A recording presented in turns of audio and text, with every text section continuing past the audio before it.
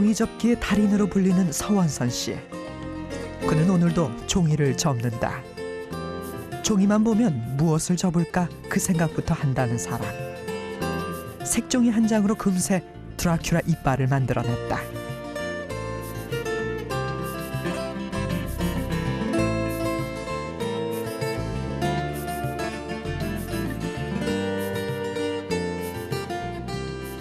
이만큼 훌륭한 장식품이 또 있을까?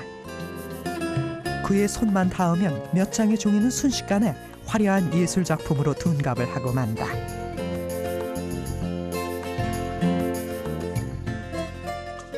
처음 시작은 이제 아내가 종이접기를 시작을 했고요.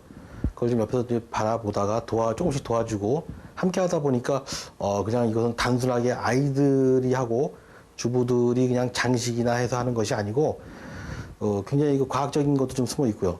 또 도전해 볼 만한 그 난이도 있는 어려운 작품들이 꽤 있더라고요.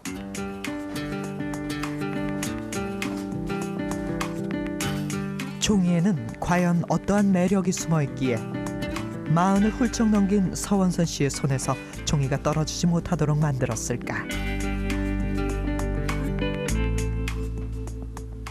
종이마다의 특성을 감안해서 나름대로의 작품들을 선택해서 접는 것이죠. 이제 휴지로도 접을 수 있고, 또 종이컵으로도 접을 수 있고, 또 아주 두꺼운 종이로도 접을 수 있죠. 하늘거리는 종이 화장지로는 버섯이거든요. 버섯. 눈 덮인 버섯을 만들어내고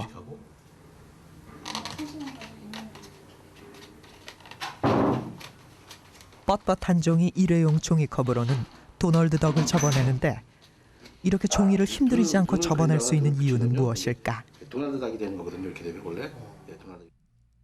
종이는 그 점탄성을 지니고 있고 그다음에 그 좀 빳빳한 성질을 지니고 있는데 그 점탄성이라는 거는 특히 그 우리가 쉽게 얘기하면 영구 변형이 일어나는 걸 얘기하거든요. 그래서 딱 어떤 힘을 가했을 때 변형이 돼가지고 그 상태가 유지가 되는 그러한 성질을 하고 종이가 빳빳한 성질하고 두 가지가 같이 조화가 되기 때문에 그래서 종이를 우리가 쉽게 접을 수가 있습니다.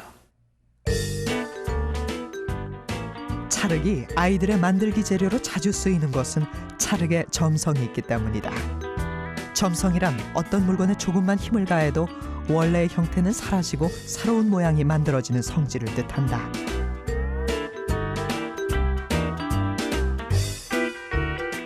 고무줄은 아무리 힘차게 당기고 느려보아도 다시 원래의 상태로 돌아온다. 이러한 성질이 바로 탄성. 그런데 종이는 점성과 탄성을 고루 지니고 있어 접기가 가능하다고 했다. 그렇다면 종이의 점성과 탄성은 얼마나 될까? 종이의 점성과 탄성을 알아보기 위하여 종이를 일정한 힘으로 잡아당겼을 때 버티는 힘을 측정해 보았다.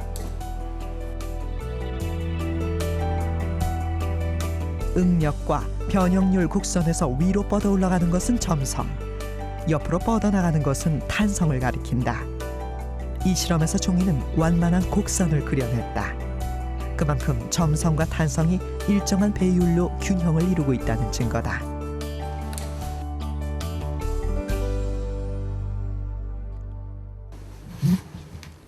접는 힘만으로 어떠한 형태를 바꾸어내는 것은 오직 종이만 가능할까? 다른 소재로도 작품을 접어보기로 하였다.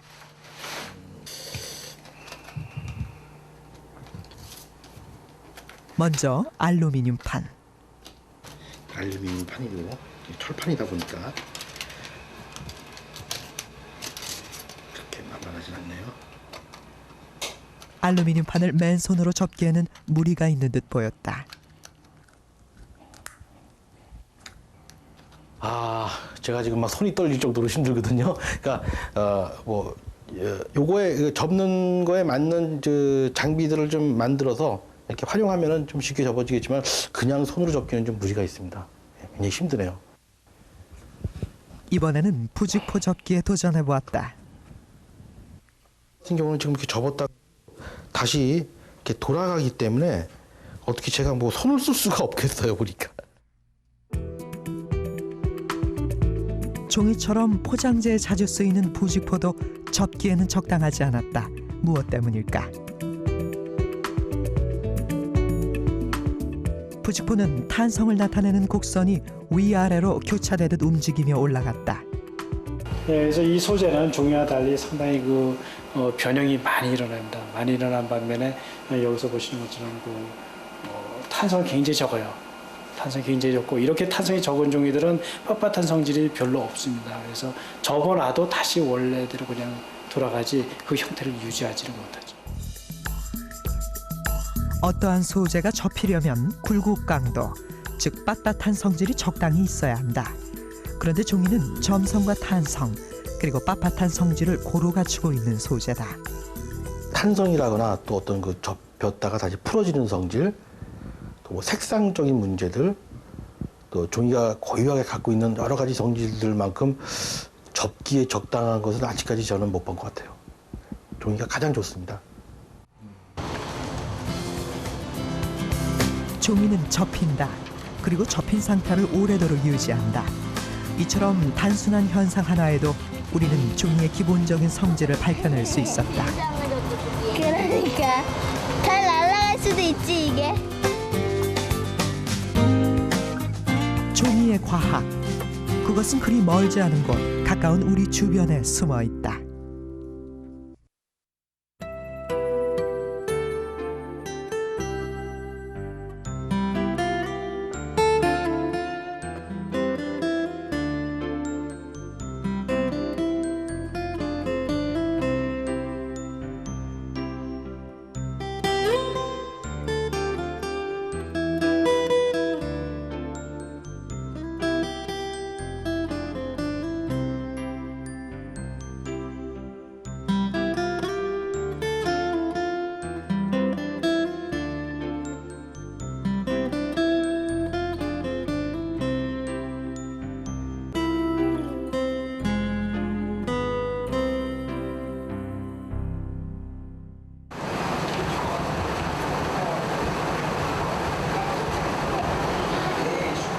살아가면서 종이를 가장 필요로 하는 공간 가운데 하나. 바로 화장실이다. 화장실에서 우리를 가장 편안하게 해주는 1등 공신은 뭐니 해도 화장지다.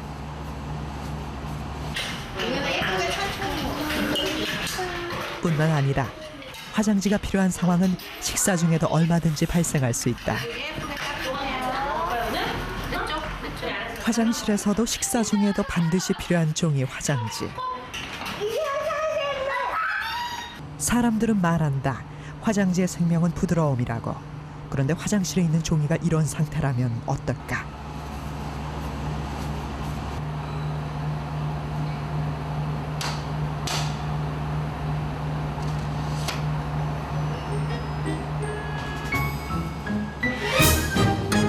종이에 벼보신 적이 있는지 모르지만 상당히 날카로워요, 이 면이. 날카로워가지고 한번 비면은 굉장히 오래가는 그런 게 있는데 실제로 이런 걸 우리가 화장지로 사용할 수는 없고 여기서 보시는 것처럼 이렇게 부드러워야지만 영어로는 이제 softness라 그러죠. 상당히 부드러워야지만 우리 피부에 닿았을 때 피부가 손상을 입지 않고 소개 목적을 달성할 수가 있겠죠. 화장지가 생산되기 시작한 것은 1970년대. 불과 35년 전만 해도 화장지는 없었다.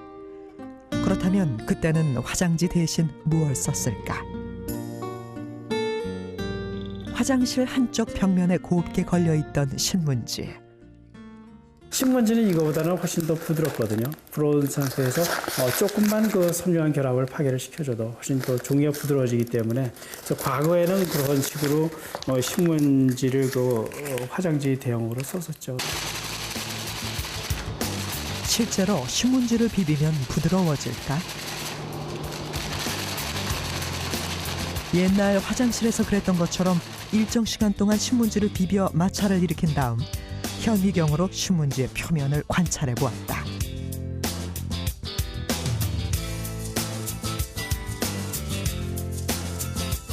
신문지의 표면이 오래 입은 털시로처럼 부풀어 있었다.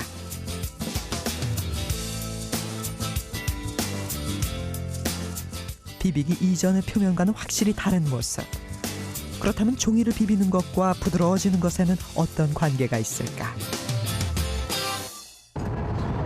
경기도 평택에 있는 화장지 제조업체.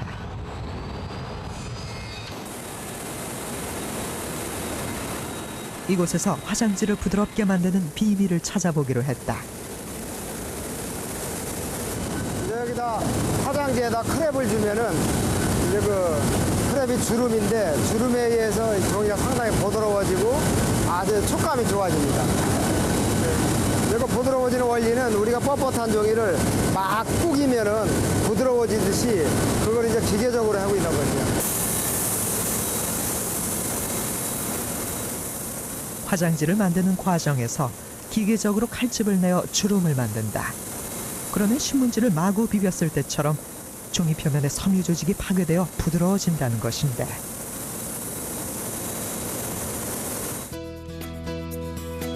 실제로 화장지의 표면에 주름이 만들어져 있는지 확인을 해보자. 아주 짧게 끊어진 섬유 조직이 구불구불하게 뒤엉켜 주름을 만들어내고 있다.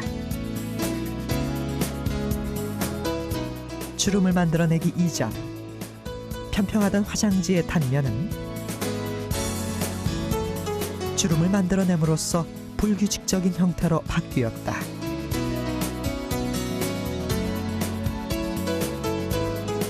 화장지는 주름을 갖게 됨으로써 화장지가 지녀야 할 두 번째 특성을 획득하게 된다. 바로 흡수력의 향상이다. 이 섬유와 섬유 사이를 상당히 벌려놓죠. 크랩을 이 주름을 주는 과정에서. 그래서 그 공간층이 넓어지기 때문에 그 사이에 물이 많이 흡수해서 있다는 거죠. 또 빠르게 흡수하고. 그래서 화장지의 장점인 그 물의 흡수력이 그 주름에 의해서 많이 좌우됩니다.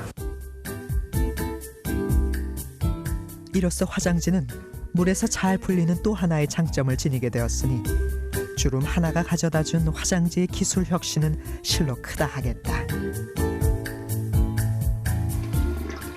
하지만 세상은 꼭 물에 잘 풀어지는 종이만을 원하지 않는다. 뜨거운 물에 넣고 오래도록 우려 마실 수 있는 티백 제품.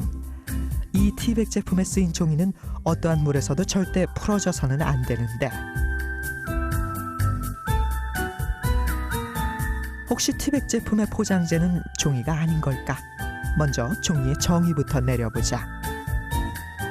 펄프를 원료로 해서 물에 잘 섬유를 풀어준 다음에 그 위에 여러 가지 화학 약품과 그다음에 여러 가지 무기 충전재와 같은 것들을 물속에 풀어서 물을 망 위에서 물을 빼어낸 다음에 형성한 쉬트 물질을 종이다라고 정의를 할 수가 있겠습니다. 식물성 섬유 조직은 친수성을 지니고 있다. 때문에 물을 만나면 섬유 조직은 서로를 강하게 끌어당겨 접착제를 넣지 않아도 섬유 조직끼리 달라붙게 된다. 이렇듯 식물성 섬유 조직이 밀착하여 만들어낸 것이 종이. 그렇다면 입찰을 담고 있는 포장재는 과연 종이인가? 우리가 일반 종이는 목질개 섬유를 이용해서 주로 종이를 만들었지만은 티백 용지는 목질개 섬유는 섬유 길이가 좀 짧기 때문에 비교적 섬유 길이가 긴 마닐라 햄프, 즉 마 계통이 되겠습니다. 대마 계통의 섬유에서 얻은 그런 장섬유를 이용하게 되겠고요. 결국 물에 풀어지지 않는 티백 용지도 종이라는 것인데, 티백 용지의 표면에서는 상당히 긴 섬유 조직이 관찰되었다. 이것은 물에 쉽게 풀어지는 화장지의 표면으로 티백 용지의 섬유 조직과는 확실히 차이가 있음을 알 수 있다.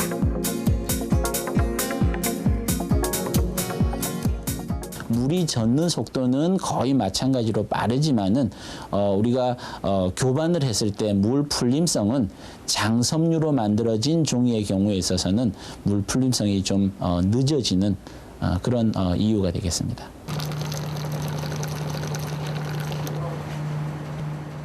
어떤 식물에서 뽑아낸 섬유 조직인가에 따라서, 그리고 종이를 만들 때 주름을 얼마나 넣었느냐에 따라서 종이는 그 쓰임새가 확연히 달라진다.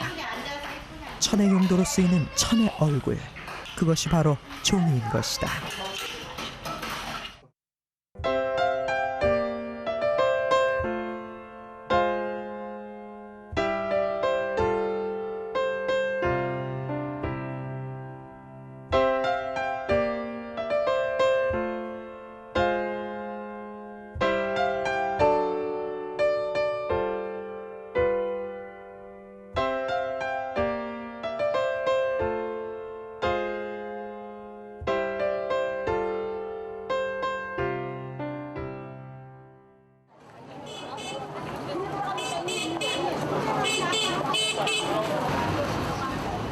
수많은 순간, 수많은 사람들 사이에서 우리는 돈을 주고받으며 살아간다.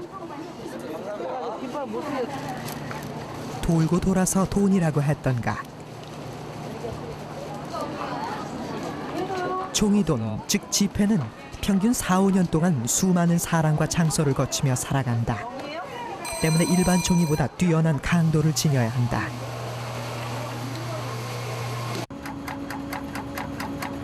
종이를 접었다 폈다 했을 때 견딜 수 있는 내절 강도를 측정해보자.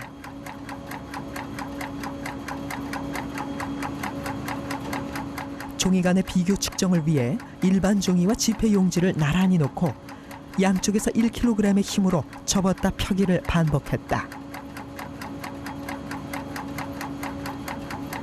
얼마나 버틸 수 있을까?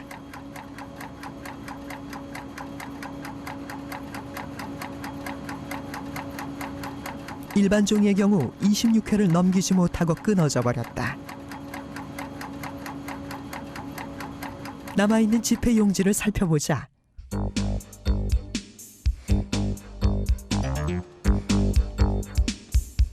(1700회를) 넘기고서도 지폐 용지는 잘 버티고 있다.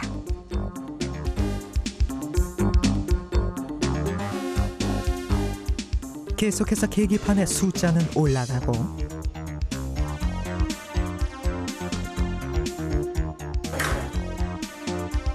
평균적으로 일반 종이는 100회를 넘기면 끊어지고 지폐 용지는 약 4,000회 정도의 강도를 유지한다. 종이나 지폐를 주머니에 넣은 채 세탁기를 돌린 경우가 종종 있을 것이다. 이때 종이는 형체를 알아볼 수 없도록 흩어지는 반면 지폐는 그 형체가 남아있다.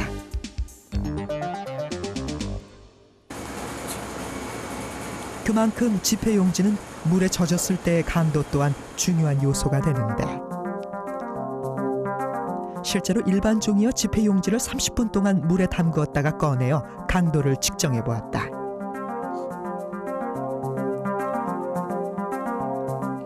일반 종이는 힘을 가함과 동시에 끊어지는 반면 지폐 용지는 약 4kg의 무게까지 버티어냈다.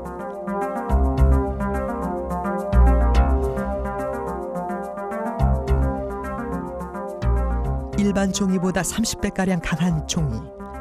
지폐 용지에는 어떤 비밀이 담겨 있을까? 지폐 용지를 만들어내는 공장. 원료 창고에 목화 소음이 가득하다. 목재 펄프가 아닌 목화 소음에서 뽑아내는 종이.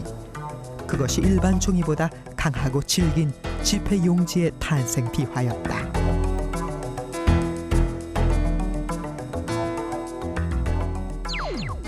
지폐에는 위조와 변조를 방지하는 장치들이 숨어있다. 갈수록 진화되어가는 위변조 기술에 대항하여 첨단 기술이 망라되어 있는 지폐. 과연 위변조 기술과 지폐 용지에는 어떤 관계가 있을까? 위변조를 막아주는 대표 선수는 단연 은화, 즉 숨어있는 그림이다. 평소에는 쉽게 보이지 않지만 빛에 비추어 보면 단박에 모습을 드러내는 그림.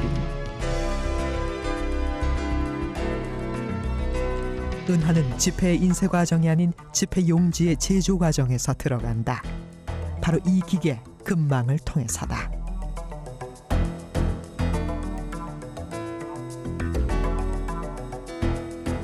금망에는 지폐 용지에 숨겨지는 그림 은화가 빼곡히 새겨져 있다.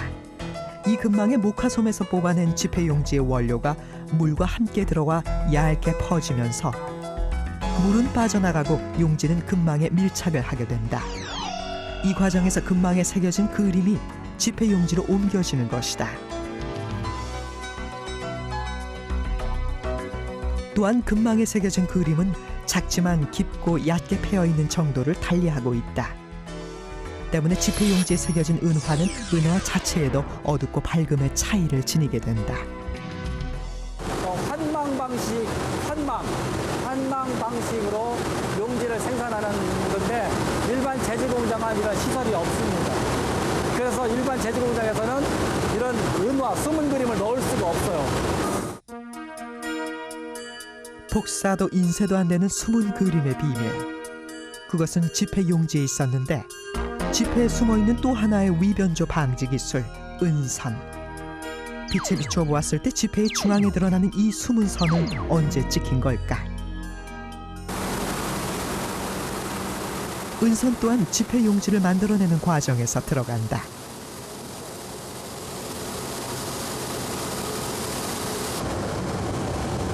보여드릴게요. 유한신 과장이 자신 있게 내보이는 솜조각, 대체 어떤 효과가 있을까?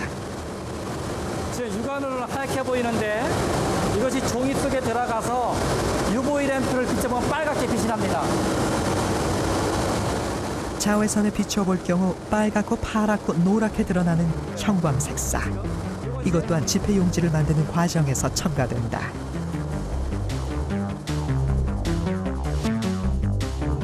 형광색사는 물론 은화의 은선까지. 지폐의 위변조를 방지하는 중요한 기술은 결국 종이에 귀결되어 있었다.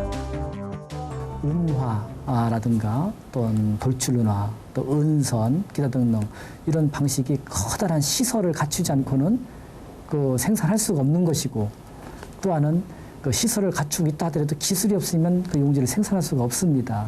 그래서 위변조는 종이는 하기 어렵다. 일반적으로 이렇게 알고 있고, 그렇기 때문에 위변조 요소는 종이에 계속 보강이 되는 겁니다. 판은 그대로의 판. 보통 종이는 미터 단위로 만드는데 지폐 용지는 낱장 개수별로 만든다. 이 롤 하나로 1만 원권 9만 장, 그러니까 90억 원의 지폐를 만들어내는 것이다. 지폐 용지를 만드는 과정에서 볼 수 있는 아주 특별한 공정, 바로 숙성이다. 용지는 온도와 습도에 따라서 용지가 늘었다 줄었다 하거든요. 그러면 은행권 용지의 생명은 정확한 규격으로 자르는 게 생명입니다. 은행권 용지는 한 번에 인쇄를 할 때 45장의 소절로 인쇄가 되는데, 인쇄기에서 한 번만 인쇄하는 것이 아니고 서너 번 계속 겹쳐서 인쇄를 하거든요. 3, 4일 동안 숙성 기간을 거치는 종이. 온도와 습도에 따라 종이의 크기가 변한다는 사실은 종이가 살아있는 물질이라는 점을 반증한다. 아무렇지도 않게 구기고 접어놓고 다니는 지폐. 하지만 지폐 용지 한 장에 수많은 과학기술이 집약되어 있다는 사실을 기억해야 할 것이다.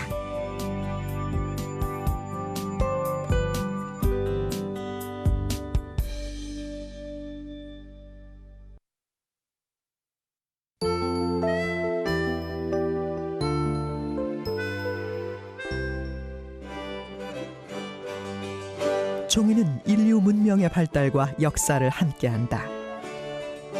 종이가 없었던 시기, 사람들은 짐승의 가죽이나 거북 등껍질, 나무 조각 등의 글을 쓰고 그림을 그렸다. 페이퍼의 어원이 된 파피루스는 이집트 나일강 인근에서 자라는 식물이다. 이집트 사람들은 파피루스의 껍질을 벗겨낸 다음 파피루스를 두드리고 말려 그 위에 기록을 남겼다. 때문에 파피루스를 종이의 근원으로 보기도 하지만 파피루스는 제조 방식에서 종이와 차이를 보인다. 파피루스와 종이하고는 큰 차이가 있습니다. 가장 큰 차이가 뭐냐면은 파피루스 같은 경우에는 파피루스 껍질을 벗겨낸 다음에 속에 있는 줄기를 두드리거나 칼로 잘라서 이어붙이는 거고요. 종이의 어원은 될 수 있지만 종이의 기원은 아니다, 이렇게 지금 얘기하는 학자들도 계십니다. 현재와 같은 종이의 제조 방식은 중국의 체륜에 의해 완성되었다. 온갖 식물 소재를 모아 뜨기 방식으로 종이를 만들어낸 것이다. 이후 종이 제조술은 중국을 대표하는 발명품의 하나가 되어 세계 여러 나라에 전파되었다. 중국에서 종이를 만드는 기술이 우리나라로 전래된 것은 AD 한 3 내지 한 4세기경쯤으로 추정을 하고 있습니다. 그때는 중국과 마찬가지로 그 마섬유를 자르고 맷돌에 갈아가지고 대나무 발로 하나씩 떠서 만들었을 것으로 그렇게 추정을 하고 있습니다. 우리나라의 경우는 종이를 당나무로 만든다. 당나무는 섬유가 긴 식물이다. 때문에 당나무로 만든 한지는 일반 종이에 비해 섬유 조직이 7배가량 길다. 그만큼 강도도 높다.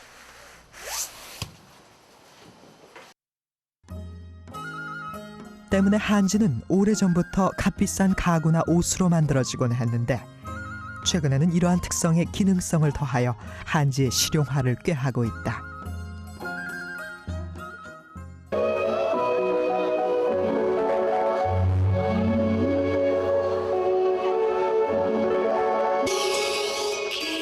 화려한 조명과 갈채 속에 자신 있게 의상을 선보이는 모델들. 그들이 입고 있는 옷은 한지로 만들어진 것이다.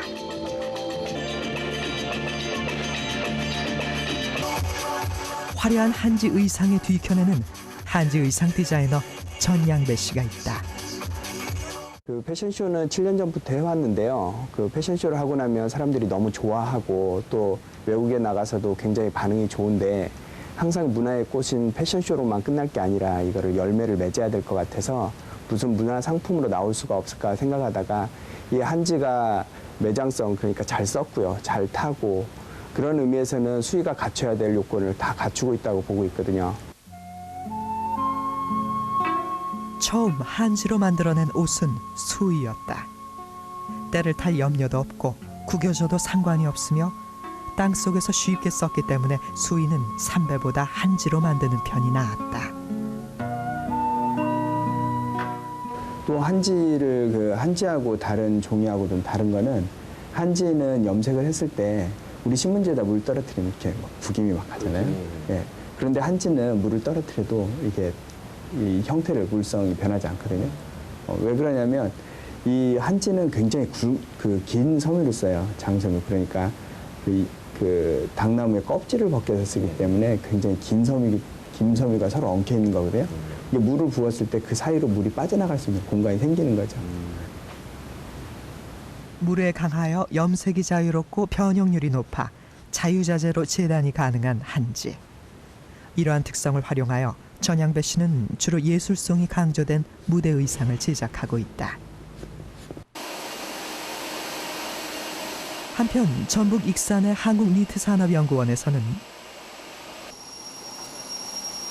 한지를 가느다랗게 실처럼 뽑아낸 다음 그것을 편직하여 의류용으로 쓰일 기계 한지를 만들어내고 있다.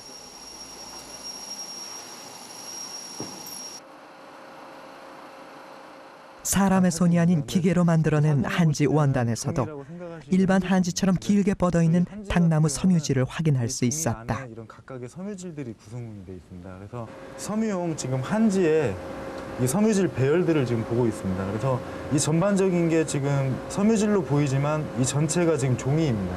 한지 종인데 종이에 지금 보면은 그 각각의 섬유질들의 길이라던가 표면 형태를 지금 볼 수가 있습니다. 긴 섬유를 꼬아서 만든 한지 원단은 물에 강하고 질기다. 흡수력과 신축성도 좋아 내인은 물론 스포츠 의류 원단으로도 개발 중이다. 지금 항균성도 시험을 했거든요. 항균성이 지금 그 샘플 2에 대해서 99.5% 감소율이 지금 세균이 없어진다는 거죠. 그리고 이제 프로가 없습니다. 예. 그리고 이제 이 자체입니다. 그래서 이제 기존에 이제 항균 가공을 하지 않아도 항균성이 있기 때문에 세균을 억제해서 뭐 아이들을 아까 아토피라든가 그런 부분이 방지가 된다는 부분입니다. 당나무를 원료로 만들어낸 전통 종이 한지가 기능성 옷의 원단이 되어 실용화를 앞두고 있는 상황. 예로부터 끊임없이 이어져온 종이의 변신은 이렇듯 우리의 삶을 한 단계씩 업그레이드 시켜주고 있다.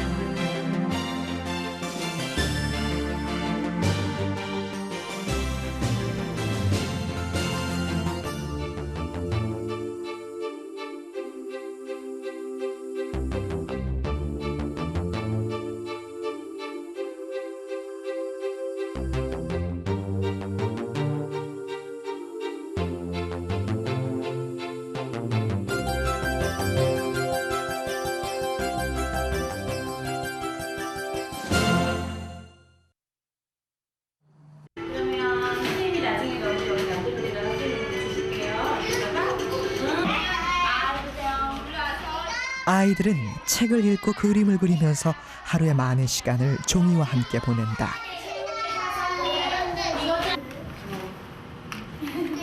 크레파스를 쥐고 도화지에 그림을 그려가는 아이들. 도화지에다 그려봤지? 근데 이번에는 조금 다른 종이에다가 그림을 그려볼 거야. 이거 알아요! 도화지가 아닌 다른 종이의 크레파스로 그림을 그려본다면 어떨까? 한쪽은 움푹 들어가고 한쪽은 높고 한쪽은 움푹 들어가고 이렇게 골이 졌다고 해서 골판지라고 하는 종이에요.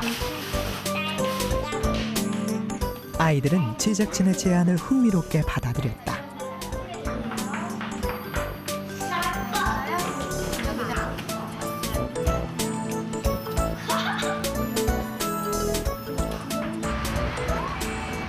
각각 10개 주름이 잡혀있는 종이와 투명한 트레이싱지, 그리고 화선지에 크레파스로 그림을 그려보게 했는데 각각의 종이의 크레파스는 얼마나 곱게 칠해져 있을까?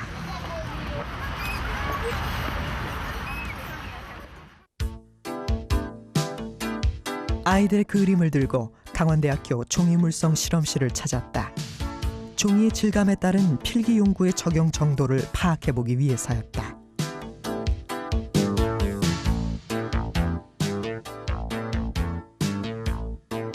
트레이싱지의 크레파스는 가루처럼 곱게 퍼져 있었고 화선지에는 크레파스가 바짝 들러붙은 듯 보였다. 왜 이런 현상이 나타날까? 종이를 만드는 데 사용되는 그 펄프 자체가 두께를 가지고 있어요. 그래서 종이를 만들면 종이 표면이 상당히 울퉁불퉁하기 때문에 그래서 우리가 인쇄 재료로 사용하려고 하면 상당히 그 문제가 있죠. 특히 인쇄를 할 때 종이의 표면은 용지 선정의 중요한 기준이 된다. 종이 표면의 매끈한 정도를 평활도라 하는데 평활도는 종이마다 다르고 인쇄 상태는 종이의 평활도에 따라 달라진다. 평활도가 좋은 인쇄 용지를 사용하였을 경우 인쇄 잉크가 작고 선명하게 찍히는 반면 평활도가 고르지 못한 인쇄 용지를 사용하면 잉크가 번지듯 찍힌다. 때문에 종이의 인쇄 품질을 높이려면 반드시 도공을 거쳐야 한다. 도공은 종이의 평활도를 높여주는 작업으로 종이를 만드는 과정에서 여러 가지 약품을 첨가하여 종이의 표면을 매끄럽게 만들어주는 것을 뜻한다. 주로 제일 많이 들어가는 성분은 그 안료 성분이라 해가지고 일명 이제 돌가루라고 할 수 있습니다. 그래서 탄산칼슘하고 그리고 크레이라고 하는 그 납작한 모양 형태의 그 안료가 있습니다. 펄프보다 그 안료가 사용되는 안료가 입자가 굉장히 작습니다. 그렇기 때문에 그 작은 입자를 가지고 발랐기 때문에 굉장히 면이 고와진다고 보시면 되는 겁니다. 도공의 과정을 거치면 종이의 표면은 어떻게 달라질까? 주로 복사 용지로 쓰이는 백상지의 표면, 섬유 조직 사이에 작은 돌가루가 보인다. 고급 인쇄지에 속하는 아트지의 경우 매우 고와 보이는 표면을 확대하여 보면 완전히 돌가루로 덮여 있음을 확인할 수 있다.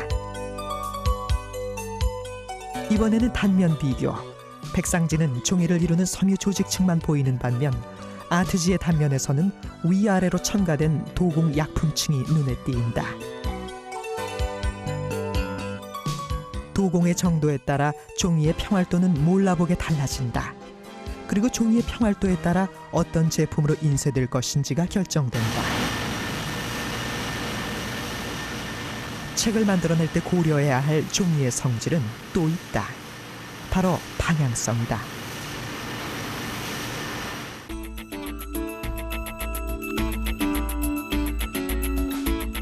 종이의 방향성은 기계가 종이를 만들어내는 과정에서 생겨난다.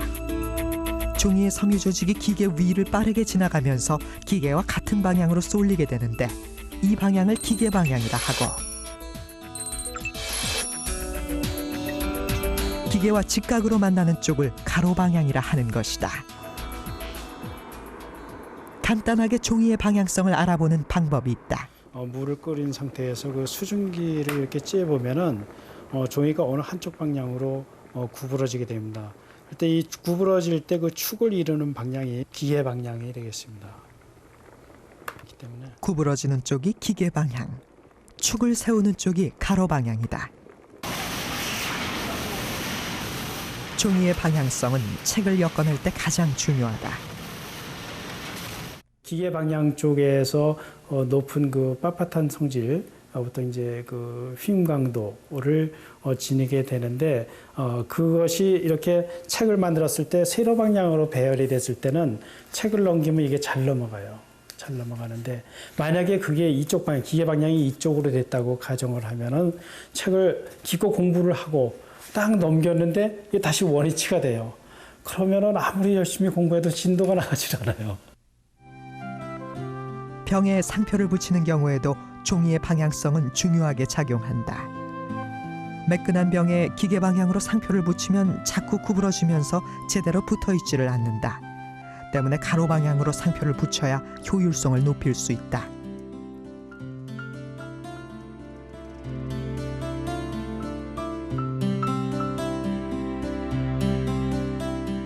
책 한 권을 만들 때에도 상표 한 장을 붙일 때에도 종이의 성질은 종합적으로 분석되어 체계적으로 활용되어야 한다. 쉽게 보고 지나치는 인쇄물 한 장에도 분명 과학이 존재하고 있는 것이다.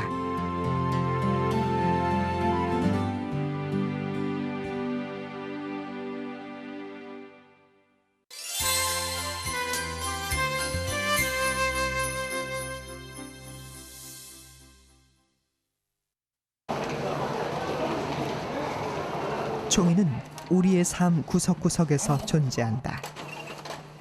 단 1시간이라도 종이가 없는 세상을 상상할 수 있는가? 종이의 소비량은 한 나라의 선진 지표로 활용될 만큼 가치가 있다.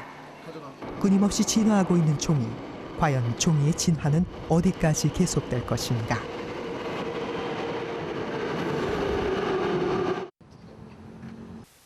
인하대학교 기계공학과 연구실.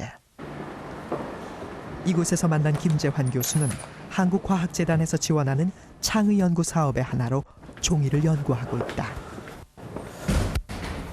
단순한 종이는 물론 아니다. 그곳에서 만난 새로운 종이 바로 종이 로봇이다.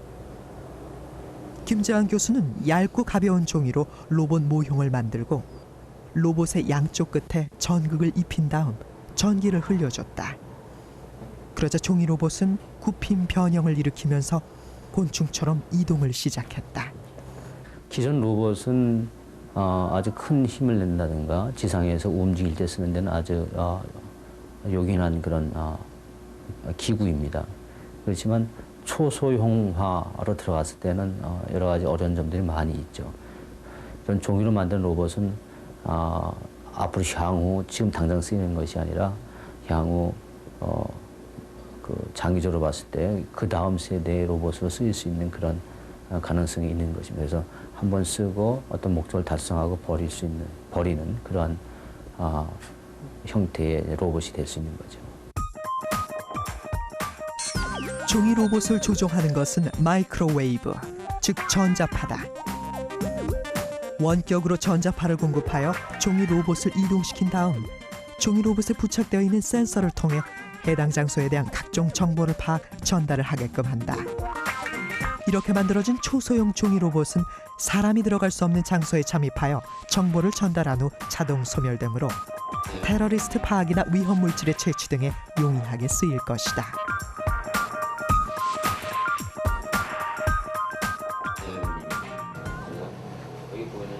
그런데 종이 로봇은 어떤 종이로든 만들 수 있을까? 대답은 불가다. 오히려 종이에는 전기의 흐름을 막아주는 절연성이 있다. 하지만 종이의 주 성분인 셀룰로스는 전기적 반응에 민감하다. 이에 김재환 교수는 셀룰로스를 이용하여 전기작동 종이를 만들어냈다. 셀룰로스에는 결정 부분과 비결정 부분이 있습니다. 그 결정 부분에 전기를 가했을 때 압전 효과라는 건 전기를 가했을 때 마치 변형이 발생하는 그런 현상인데 그런 효과가 있고 뿐만 아니라 비결정 부분에 이온들이 많이 있게 되거든요. 그런 이온들이 전기를 가했을 때 움직이면서 변형을 더욱더 극대화시키는 그런 원리에서 떨림이 발생하는 겁니다. 현재 김재환 교수 연구팀은 종이 로봇에 무선으로 전기를 공급할 수 있는 장치를 개발 중이다. 원거리까지 이동하여 종이 로봇의 역할을 다하려면 전기 공급은 필수적으로 요구되는데, 현재 김재환 교수 연구팀에서 개발해 놓은 장치는 전자파를 직류 전원으로 바꿔주는 필름 형태의 렉테너. 종이 로봇의 실현 가능성이 한층 가까워지고 있는 것이다.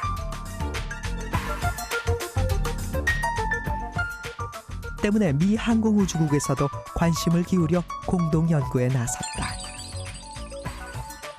전자파를 무선으로 공급하여 종이 로봇의 센서를 작동시키는 장치 렉테너. 아직까지는 필름 형태로 되어 있는 렉테너를 종이로 바꿔줄 수만 있으면 머지않은 미래에 실제로 움직이는 종이 로봇을 만나게 될 것이다. 필름 대신에 종이를 넣고 종이에다 렉테너를 만들면은 마이크로웨이브를 종이에 쐈을 때 종이가 움직이도록 그렇게 만들 수가 있죠. 그래서 저희가 이건 나사하고 협동을 해서 설계를 하고 이건 시험을 하고 있습니다. 천연 종이 소재로 바뀐 렉테너를 이용 종이 로봇은 무선으로 전기를 공급받아 우주에 띄워진다. 그리고 인류를 위한 우주 탐사는 물론 새로운 우주의 발견에까지 그 역할을 확대시킬 것이다.